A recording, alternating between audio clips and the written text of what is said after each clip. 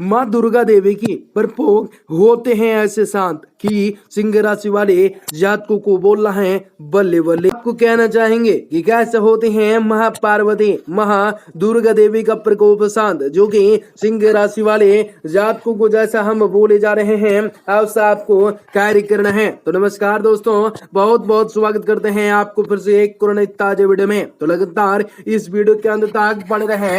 इस वीडियो का एक छोटा सा भी पार्ट आप सभी को पसंद आ जाता है तो वीडियो को लाइक करें। माता रानी के सच्चे वक्त कमेंट बॉक्स में जय माता दी अवश्य लिखें। आपको कहना चाहूंगा, माँ दुर्गा की आराधना का पर्व होता है नवरात्रि।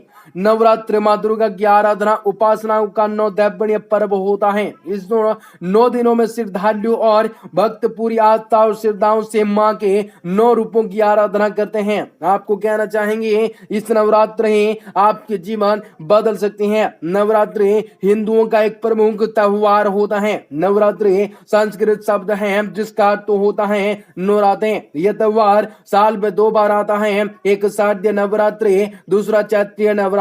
परंतु शारदीय नवरात्रि का महत्व अधिक माना जाता है। नवरात्रि के 9 रातों के 3 हिंदू देवियों पार्वती, लक्ष्मी और सरस्वती के 9 रूपों की पूजा होती है, जिन्हें नव दुर्गा कहा जाता है। शक्ति की उपासना करने से जीवन की सारी दुख पीड़ाएं खत्म होती हैं। शक्ति को उपासनाओं का पर्व शारदीय नवरात्रि पर देवताओं के नवमी तक भी 9 तिथि को नक्षत्र में 9 शक्तियों की शक्ति के साथ भी आस्थान में काल से मनाया जाता है।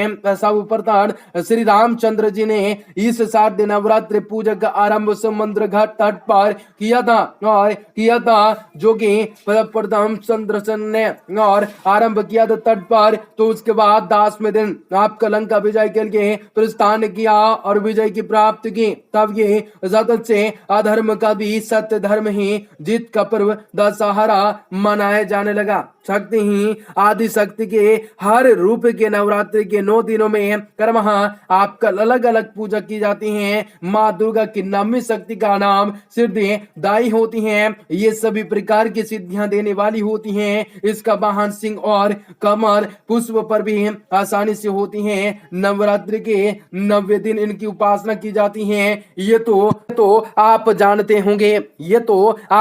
ही होंगे कि नव दुर्गा 10 महाविद्याओं में काली प्रमुख हैं। भगवान शिव की शक्तियों में उग्र और सौभाग्य 2 रूपों से अनेक रूप से धारण करने वाली इस महाविद्याएं अनंत सिद्धियां प्रदान करने में समर्थ होती हैं। 10वें स्थान पर कमला वैष्णव शक्ति हैं, जो कि प्रकृति संपादियों की अधिष्ठायी देवी लक्ष्मी होती हैं। देवता मानव दावन सभी इनकी कृपा के बिना अधूरे होते हैं, इसलिए आगम निगम दोनों इसकी उपासना समान रूप से की गई है। सभी देवताएं राक्षस मनुष्य गर्भ से उनके कृपा प्रसाद के लिए लालायित रहते हैं। नवरात्रों की माता की पूजा का विधान किया जाता है। नवरात्रों को मान्यता है देवताएं भी माँ भगवती की पूजा किया करते हैं। नवरात्रों में माँ भगवती के 9 विभिन्न रूपों की पूजा की जाती है। माँ भगवती को शक्ति कहा गया है। नवरात्रों में माता की पूजा करने के लिए माँ भगवती की प्रतिमाओं में सामने किसी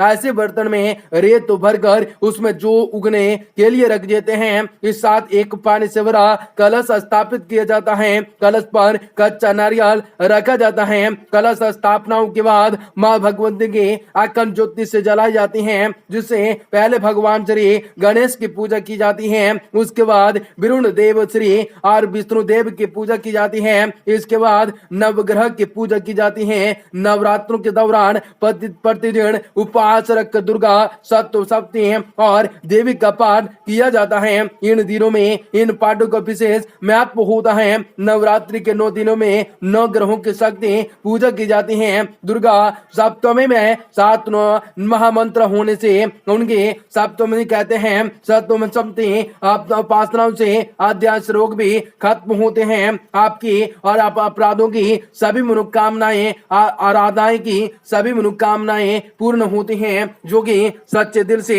आशा करते हैं उनकी तो पूरी होनी रहती हैं। नवरात्र का प्रचलित कथाएं हैं। नवरात्र पर कई कथाएं और विविधताएं प्रचलित हैं। इनमें प्रमुख इस प्रकार बहुत ही सारी हैं। राम और रावण का चंडी पूजन। लंका युद्ध में ब्रह्मा जी ने श्री राम से रावण वध के लिए चंडी देवी का पूजन कर देवी को प्रसन्न करने को कहा। उन्होंने जाकर बताया उसके अनुसार चंडी पूजन में हवन हेतु दुर्लभ 108 नीलकमल की व्यवस्था की गई। वहीं दूसरी ओर रावण ने भी आत्मा से लोभ में विजय कामने में चंडी पाठ प्रारंभ किया।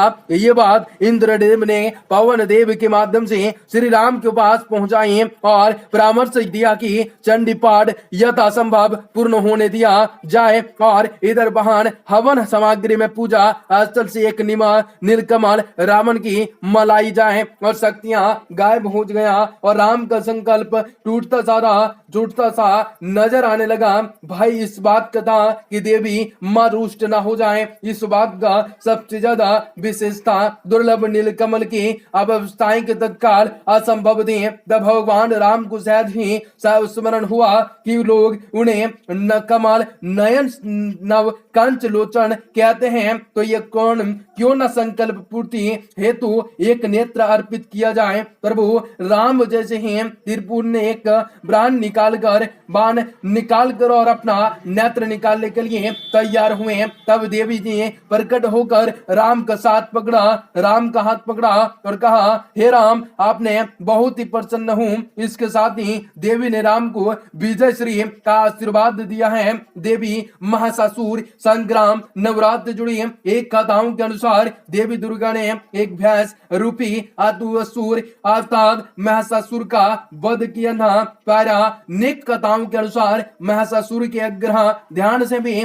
बाध्य होकर देवताओं ने उसे अजय होने का वरदान दे दिया। उसको वरदान होने का बाद देवताओं को चिंता होने लगी। देवताओं को महिषासुर के प्रकोप से पृथ्वी पर विचरण करना पड़ा। तब महिषासुर के दुष्टार क्रोधित होकर देवताओं ने देवी दुर्गा की रचना की और ऐसा मनाया जाता है कि देवी दुर्गा के निर्माण में सारे देवताओं का एक समान बल लगाया जाता है। महिषासुर का नाश करने के लिए सभी देवताओं ने अपने अस्त्र देवी का दिए थे। वह कहा जाता है देवताओं को सम्मानित करने से देवी दुर्गा और बलवान हो गए। इन 9 दिन देवी महिषासुर संग्रहण और अनंत में महिषासुर वध कर महिषासुर निंदगी कल्याणी हुई। दिन के रूप में उपासना और क्या कथाएं हैं, क्या लगाना भोग, जो कि बहुत ही ज्यादा खुशियां लाती हैं, बहुत ही ज्यादा संकटों से मुक्ति मिलती है और अनेक प्रकार की जीत हासिल करने का मौका मिल सकता है। नवरात्रों में माता की पूजन विधान। नवरात्रों के बारे में मान्यता है